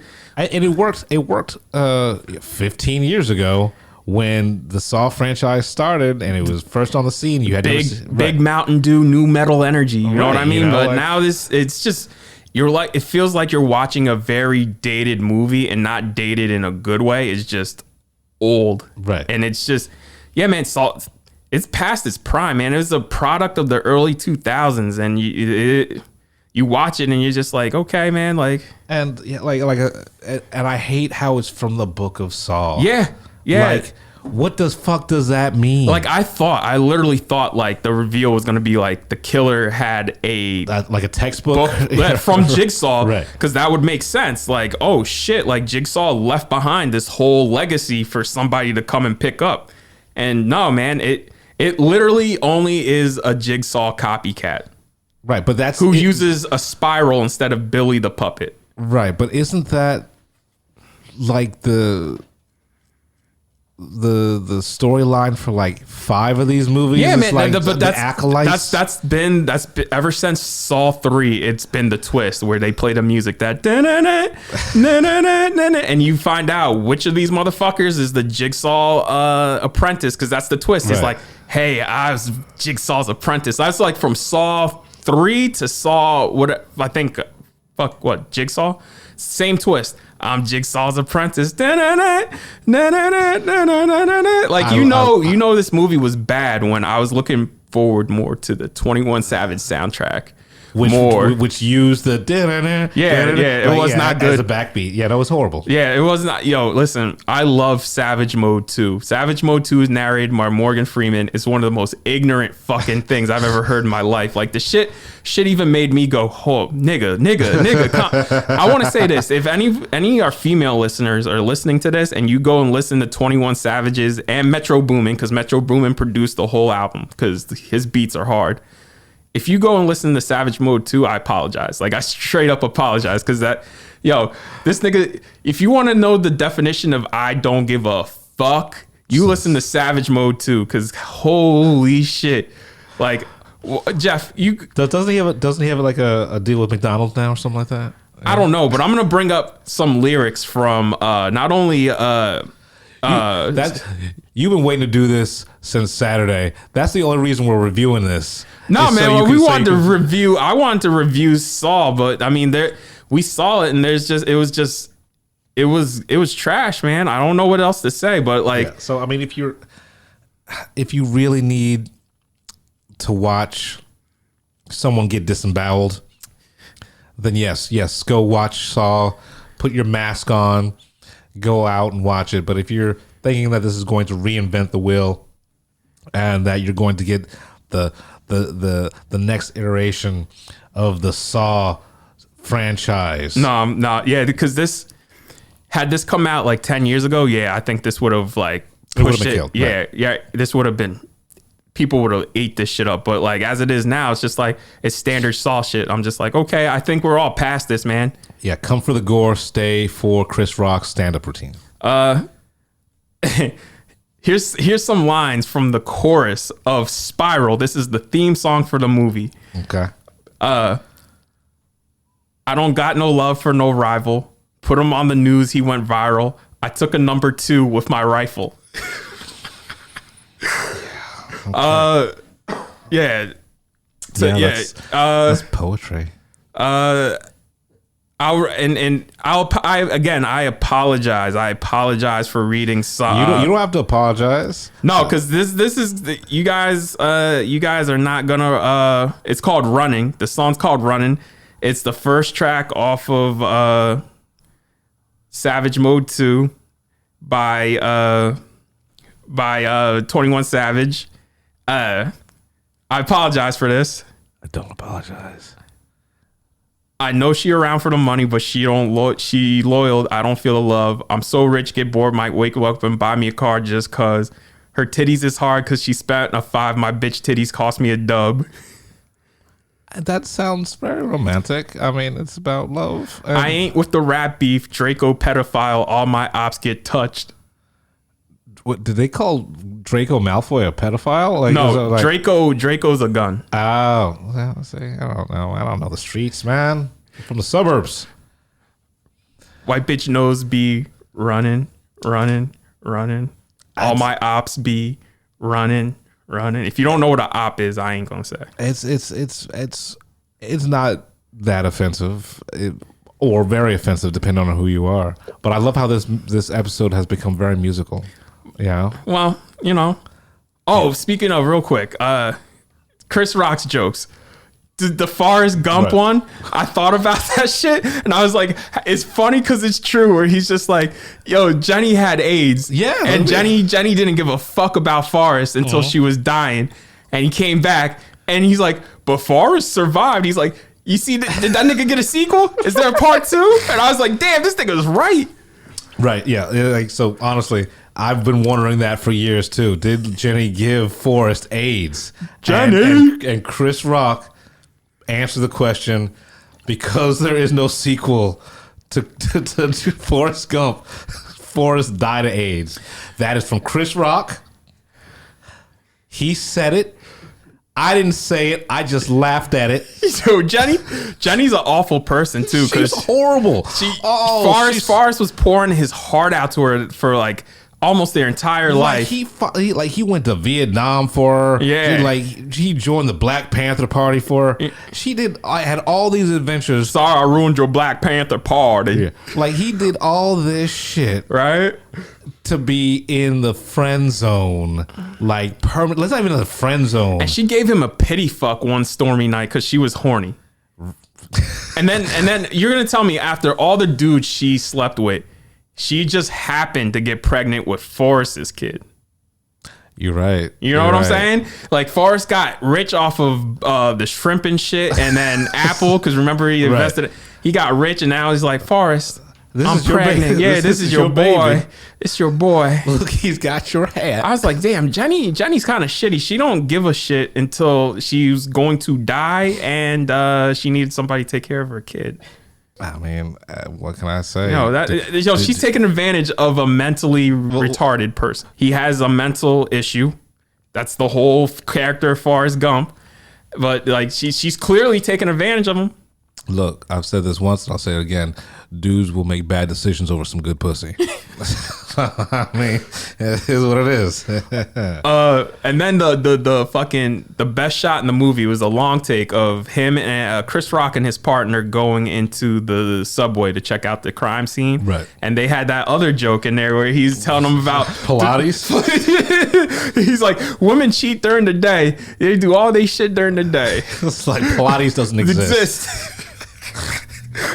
It really was like the whole entire movie was a Chris Rock stand-up routine, and I'm here for it. Where's your wife? She's at Pilates. He's like, yeah, Pilates. I was like, oh shit. So it's like Chris Rock was really the most enjoyable part. It is the funniest Saw. Yeah, just because Chris Rock, he's just going off. And then the joke between Samuel L. Jackson and Chris Rock, where he's like, oh, who pay rent here, nigga? It's like you get rights when you pay rent. And ain't that the truth? All right, so Spiral, Saw's dead. That's our thoughts. I think the Saw franchise is dead. Yeah, I mean, it's dead. It's dead. Move on. Yeah, so it flopped. All right. I got nothing else to say. I'm spent talking about Spiral. Yeah, man. Like, watch it when it comes to whatever service you steal your movies from online, whatever torrent Or site. it'll be on Hulu in October, November. Just wait till that. So so get ready for our next podcast, which will be a supersized one on Zack Snyder's Army of the Dead, which comes out this week. Oh, I'm so excited for this fucking movie. Hopefully by the time we record, I'll finished Invincible because I got one episode left, and then hopefully finish Underground Railroad. All right, I'm gonna start. Which is rough. Yeah, I watched them last week, and so I can't watch Underground Railroad because I needed a break. All right, so you talk about them, and I'll talk about Underground Railroad. Sounds good. We're the Film Blurds. I'm Brandon Norwood. I'm Jeff Stewart. Don't come at us. It's just fucking movies. You've been listening to the Film Blurs podcast. Man, I just love what you guys do, man. I never miss an episode. It's the best. It's my favorite podcast. Follow Jeff on IG on MindFireXL and Brandon on Twitter at BJN Tweets.